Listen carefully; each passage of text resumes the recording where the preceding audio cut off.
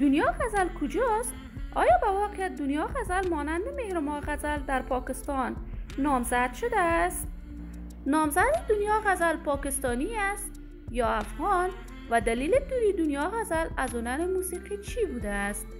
من در این ویدیو پیرامون همین موضوعات خواهم پرداخت، پس در ادامه با من باشید.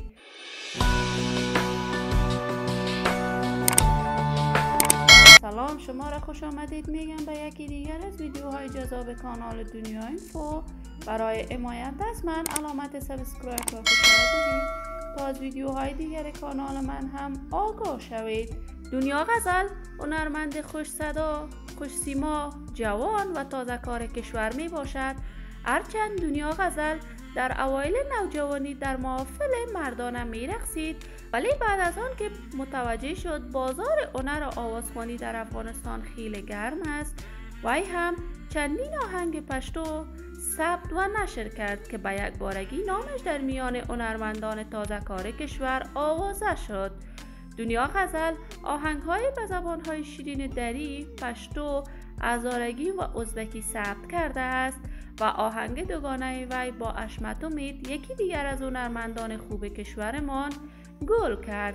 دنیا غزل مانند هزاران افغانی دیگر بعد از تغییر رژیم حاکم در افغانستان با خانواده‌اش به کشور پاکستان مهاجرت کرد و اکنون در کشور پاکستان منتظر قبولی کیسش به یکی از کشورهای اروپایی می باشد. دنیا غزل نه تنها هنرمند خانواده‌اش بود، بلکه مهرماه غزل هم آهنگ‌هایی برای علاقمندانش ثبت کرد. ولی مهرماه غزل در کشور پاکستان با یک پاکستانی نامزد شد و بعد از ازدواجش به طور کامل از تمامی صفحات مجازی و هنر آوازخوانی دوری کرد. این روزها خبرهایی در صفحات مجازی درج کرده است که دنیا غزل مانند خواهرش با یک پاکستانی نامزد شده است و دلیل دوری وی از هنر آوازخوانی اجازه ندادن شوهرش بوده است. ولی دنیا غزل با برند لباس آیده در پاکستان همکاری داشته است و برای برند لباس آیده مدلینگ می کند. اگر این خبر حقیقت داشته باشد، ما هم آرزوی موفقیت، سلامتی و کامیابی برای دنیا غزل داریم و پیوند ازدواجش را از صمیم قلب تبریک می گوییم.